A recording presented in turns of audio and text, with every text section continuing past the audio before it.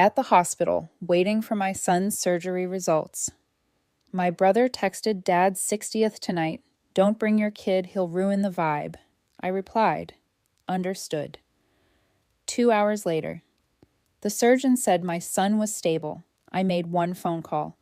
When they arrived at the restaurant and saw the bill, the surgeon's name badge kept flashing in the fluorescent lights every time she turned past the double doors. I sat in the plastic chair by the vending machine with Liam's backpack under my feet and his stuffed dinosaur in my lap. My coffee had gone cold. My hands were shaking so badly I had to wrap both around the cup to keep it steady. My phone buzzed. Family group chat. Dad's 60th at 7 with a stream of confetti emojis and a blurry picture of the restaurant's private room. I had booked that room, paid the deposit, picked the menu. I should have muted the chat. I didn't. Evan, my brother Dad's 60th tonight. Don't bring your kid. He'll ruin the vibe. There were quick hearts from our cousins, a true from my sister Jenna, then Tori, my sister-in-law. Adults only. We want Dad to relax. Underneath that, Aunt Pam posted a boomerang of Evan's boys in party hats bouncing on her couch. I stared at the words, don't bring your kid.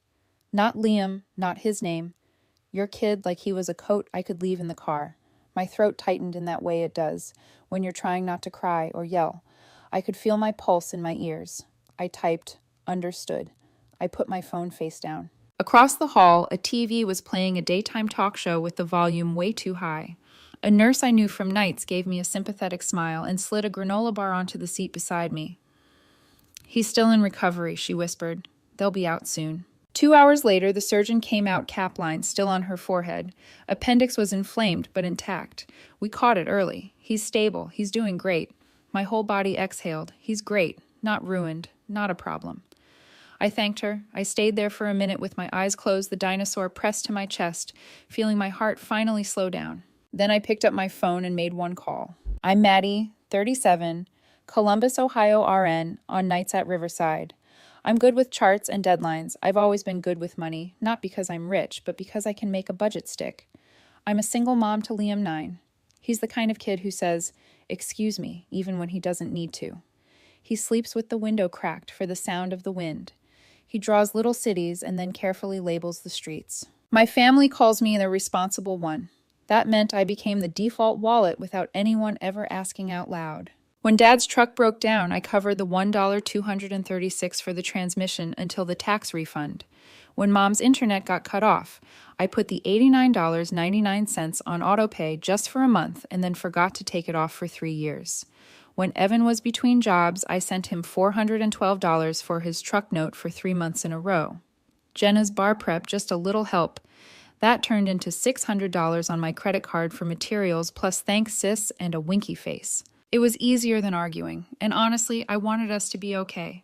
I wanted to be the one who made things easier for everyone. That's what I told myself. I also told myself things about how they treated Liam. Little things at first. He'd hand Grandma a drawing and she'd smile and put it down. And then later it would be in the trash with the pizza boxes. Oops, she'd say. I didn't see it. At Christmas, all the grandkids had stockings with their names in glitter. His said guest.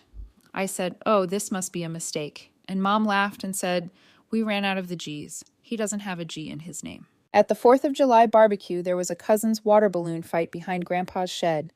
When Liam ran out to join, Jenna said, no, we're doing oldest 4 only, so it's fair. Liam is the 5th oldest by 3 months. Later that day, Evan posted a group picture. Cousin's Day. Liam wasn't in it. He was in the kitchen, with me washing strawberries, humming to himself. Once at a mall play area, Tori whispered to me, he's just different.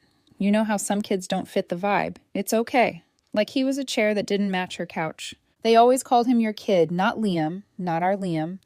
My son has my eyes and my habit of tapping when he concentrates. He is my family. The first time Mom joked, he's not even a Martin, I said nothing. I smiled like it didn't matter because saying something meant a fight. And fights cost me more than money ever did. The money part had its own rhythm. Thursday mornings, $100 to Mom that started during Dad's chemo when I was happy to do it, and then never stopped after his remission. Plane tickets for Myrtle Beach last summer, $1,562 for 4 seats because we as a family need a break. I didn't go on the trip. Night shifts and school schedule clashed, so I stayed back with Liam. They sent me pictures of the ocean with captions like, Wish you were here while Liam and I ate pancakes and watched storms from our balcony. I paid the roofer's deposit in March when a storm took a few shingles. I covered the private room deposit for Dad's 60th this month. $500 charged $2, $500 projected for food and open bar depending on the head count. We couldn't do this without you, Mom said and kissed my cheek. That morning when Liam woke up with the stomach pain and that pale, pinched look, I took him in. When they said surgery, I texted the group. We may come by after if he's up to it. If not, I'll swing by for cake. Mom hearted the message. Evan replied, adults only, no worries. I assumed he meant late night drinks after. I assumed wrong. Standing there at the hospital with my understood, floating in the chat under Evan's, don't bring your kid, I thought about every little time I had let it slide. The guest stocking, the cousin's day, the coloring book from the dollar store while the other kids got tablets. I had told myself to focus on the good. Dad teaching Liam how to bait a hook. Aunt Dee always packing extra snacks with no questions, the times they asked how school was. The good existed, but it didn't cancel out the pattern. They were happy to take my deposits, my auto pays, I got it at the end of a bill. They called me amazing sister, best daughter, so generous.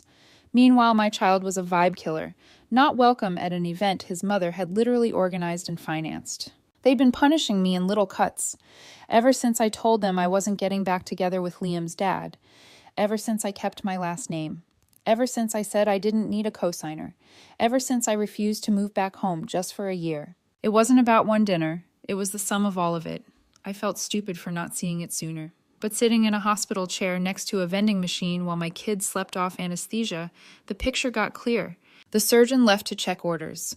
I took a breath, found the number in my email, and stepped into the hallway where the cell service is always a tiny bit better if you stand near the window that looks out over the parking garage. Hi, this is Kelsey at Birch and Vine Events, the voice said after 2 rings. How can I help? Hi, Kelsey. It's Maddie Martin for the Martin party tonight. Private room at 7. I'm the card on file. Oh, hi, Maddie, she said. We're all set for 22. We've got the cake from bakery number 5 in the cooler. How's your dad today? He'll be fine, I said, because Dad is almost always fine when people can see him. Kelsey, I need to make a change. Please remove my card as the payment method for tonight. There was a pause, then her professional voice. Okay, we can do separate checks or one bill to the host when they arrive. Separate checks for each household, I said. My voice came out calm, not loud, not shaky. Make the bar cash, no open tab. Keep the room and the deposit. Consider the deposit my gift. I can do that. I'll email you a form to confirm removing authorization. We'll still put your name on the cake note. Please write. Happy 60 Dad. Love, Maddie and Liam. I said the words catching right around Liam. Done, she said. I'll send the confirmation now. I watched the email arrive. Subject payment authorization removed. Then I tapped the form and signed with my finger. Screenshots saved to files. Not because I expected a fight, but because I'm a nurse and we document everything. Thanks, Kelsey. I appreciate your help. We've got you. Hope everything's okay. I hung up. I didn't text the group, I didn't write FYI or a paragraph about respect, I didn't announce anything at all. I went back to Liam's bay where he was waking up blinking, in that way kids do, after anesthesia, like the lights are too bright and the world is too loud. Hey buddy, I said, brushing his hair off his forehead, you did great. Thirsty, he whispered. I held the little cup, watched him take slow sips. His hand was warm in mine. The monitor beeped steadily. I thought of him, at that restaurant table, knees swinging excited to hand Grandpa the silly card he made, with the number 6 drawn like a fishing hook. I thought of Evan's words. Ruin the vibe. I looked at my son and decided his vibe is the only one I will ever protect without apology. Around 7, my phone vibrated nonstop and I let it. The room smelled like rubbing alcohol and oranges from the little juice cups. A volunteer stopped in with a blanket and a smile. The world narrowed to the small square of space that had my kid in it. This wasn't retaliation. It wasn't a stunt. It was clarity. They don't get my money if they don't make room for my child.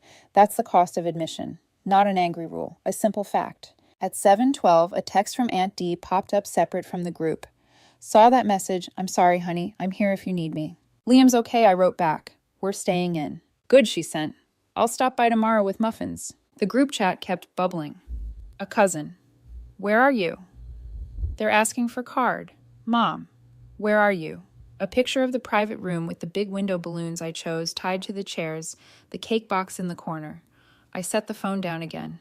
Liam fell back asleep with the dinosaur under his chin. I pulled the curtain a little more closed. The decision sat next to me like a third presence. Quiet, solid, not mean right. By 9, my phone was a storm. 22 missed calls, 6 voicemails, too many texts to count. I skimmed enough to understand. Mom, the manager says there's no card on file. Evan, is this a joke? Tori, they're saying cash bar. You're making us look trashy. Jenna, you're paying the bill. We agreed. Send them your card. Cousin Maya, it's split checks now. The table's mad. Dad, finally, where are you? Your mother is upset. I typed one message into the group and sent it. Liam had surgery today. He's fine and sleeping. I won't fund a family my kid isn't part of. Enjoy the dinner. The deposit and cake are my gift. For a minute it was quiet, then the flood. You're dramatic from Jenna. You humiliated Dad from Tori. You've always been selfish from Mom. We didn't bring wallets for this from Aunt Pam. You're letting your ex control you from Evan, which made me snort because my ex's most controlling move lately was picking an awful new haircut. I put the phone on Do Not Disturb. Dad called the next morning while I was making Liam scrambled eggs and toast cut into triangles. He didn't say hello. You pulled your card. I removed my card, I said. Yes. You could have told me, he said. His voice was dull, tired. It wasn't about you, I said. It was about Liam. If my child isn't welcome at a table, my money isn't either. He would have been bored, Dad said. We were keeping it adult. You had Evan's boys there, I said. I kept my voice low. Liam was on the couch watching cartoons with the volume barely audible. That's different, he said. They're little. He's 9, I said. He's family. There was a long pause. You hurt your mother, he said finally, like that was the trump card. She hurt my son, I said. Or she allowed it. Either way, I'm not paying for it. You always make everything about you, he said. I made one thing about Liam, I said. Going forward, if he's not included, neither am I. That's all. He huffed, muttered something about overreacting, and hung up. At noon, Mom showed up at my door with a foil pan of baked ziti, like apology can be layered with ricotta. She didn't ask about Liam.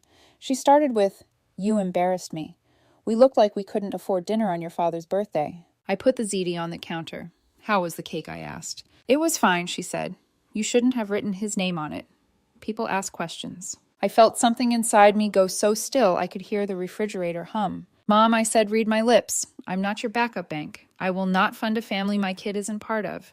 If you want my money, you make a seat for Liam. If you want my presents, you say his name. You're being cruel, she said. You know Evan and Jenna don't have the money you do. I work nights and pick up doubles, I said. Money didn't fall on me from the sky. And it's not about the money. It's about respect. She tried tears. We did our best with you. I believe you, I said, and I meant it. They did their best with what they knew, and now I'm doing mine. She left the ziti. I shut the door softly behind her. Around dinner, Aunt Dee texted. I paid my check left after the toast. The manager said Evan Venmo'd from his phone for their half of their half. Tori cried. It was a lot, but honey, it needed to happen. Thanks for paying yours, I wrote. You didn't have to tell me that. I want you to know you're not crazy, she wrote. Call me if you want company tomorrow. I sat on the rug with Liam and built a lopsided Lego hamburger. He concentrated on the lettuce pieces like it was surgery. He was himself again, color back in his face. He didn't ask about the party. He asked if we could make banana bread. We could. In between stirring and scraping the bowl, my phone buzzed on the counter with one more group message from Jenna. So is Thanksgiving canceled too, if we say adults only? I wiped my hands, picked up the phone, and typed, You can host whatever you want. I'll be where my kid is. Welcome. Send. I didn't argue. I didn't explain. The boundary is the boundary. It stands even when I'm tired. 2 weeks later on a Sunday, I set 2 extra chairs at my tiny dining table and left them empty. Not as a punishment, as a reminder. One for Grandma, one for Grandpa. If they wanted to come, there was space. If they didn't, there was still enough love in the room. Aunt Dee came with a pan of brownies and her daughter Maya trailing a bag of board games. My neighbor Mike from down the hall brought over garlic bread because he'd smelled my sauce. And you don't let someone's garlic bread go to waste. The table was mismatched and perfect. Paper napkins, the nice plates I found on clearance, a vase with grocery store tulips Liam talked me into at checkout. We passed bowls. We laughed about nothing in particular. Liam told Maya about his Lego city.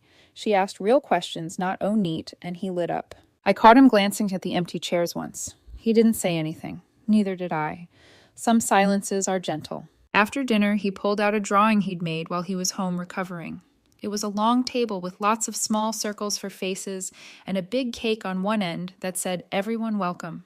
He'd written Grandpa above a seat and Grandma above another, and me, in careful block letters under a little stick figure with spiky hair like his. He handed it to me, like something fragile. "Can we put it on the fridge?" he asked. "Front and center," I said, and used 2 magnets so it wouldn't curl. Later, when I was cleaning up, I tucked the hospital bracelet into a drawer with the printed email from Birch and Vine. Not a trophy, a record. The night I decided my son and I would not pay to be tolerated. The calls slowed, the texts got shorter. Aunt Dee sent me pictures when she saw my parents, so I'd still know Dad's tomatoes were coming in, and the dog had started limping on his back leg. Evan and Jenna went quiet, except for a passive-aggressive meme here and there. That's fine. Silence is cheaper than resentment. I redirected my energy to soccer practice sign-ups, to saving for the class field trip, to making banana bread the way Liam likes it with extra cinnamon. When invitations came with adults only, or just the cousins, I wrote back, "We'll catch the next one," and meant it. When they came with Bring Liam, we showed up on time with a side dish and a kid who says thank you without being told. I'm not angry when I walk past those 2 empty chairs. I'm not triumphant either. I'm a nurse. I know a boundary is like a clean dressing. It protects what's healing underneath. You change it when you need to. You don't pick at it. You let the skin do its job. I won't fund a family my kid isn't part of. Say his name, save him a seat, or pay your own bill. The rest is simple.